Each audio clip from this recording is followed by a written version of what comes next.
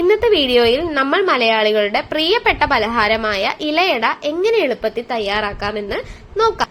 അതിനായിട്ട് നാളികേരം, ശർക്കര, അരിപ്പൊടി എന്നിവയൊക്കെയാണ് വേണ്ടത്. ആദ്യം തേങ്ങ ചിരവി എടുക്കണം. അതുപോലെ തന്നെ ശർക്കര നന്നായിട്ട് പൊടിച്ചെടുക്കുകയും ചെയ്യണം. എന്നിട്ട് അരിപ്പൊടിയിൽ ഒരൽപ്പം നെയ്യ് ചേർക്കണം. അതുപോലെ തന്നെ മധുരം ബാലൻസ് ആക്കാനായിട്ട് ഒരു നുള്ള് ഉപ്പും ചേർക്കാം. ഇനി ഇളം ചൂടുവെള്ളം കുറച്ചായി ചേർത്ത് മയത്തിൽ കുഴച്ചെടുക്കാം. ആവശ്യത്തിന് മാത്രം വെള്ളം ഒഴിച്ചിട്ട് കയ്യിലൊട്ടാത്ത വിധം നന്നായിട്ട് കുഴച്ചെടുക്കണം. ഇലയട ഉണ്ടാക്കാനായിട്ടുള്ള ഇല വാട്ടി അടയുണ്ടാക്കാൻ ആവശ്യമായ വലുപ്പത്തിൽ മുറിച്ചെടുക്കണം. ഇനി നേരത്തെ തയ്യാറാക്കി വെച്ച മാവ് ചെറിയ ഉരുളകളാക്കി എടുത്തിട്ട് ഇലയിൽ കനം കുറച്ച് പരത്തി എടുക്കണം.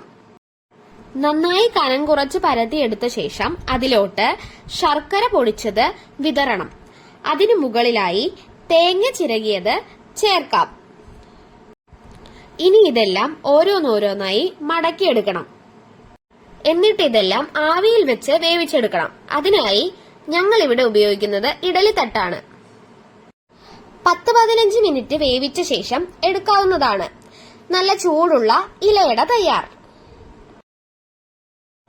ഇഷ്ടപ്പെട്ടാൽ ലൈക്ക് ചെയ്യാനും അതുപോലെ ട്രൈ ചെയ്ത് കമന്റ് ഇടാനും മറക്കരുത്. അടുത്ത രുചികരമായ റെസിപ്പിയുമായി വീണ്ടും കാണാം.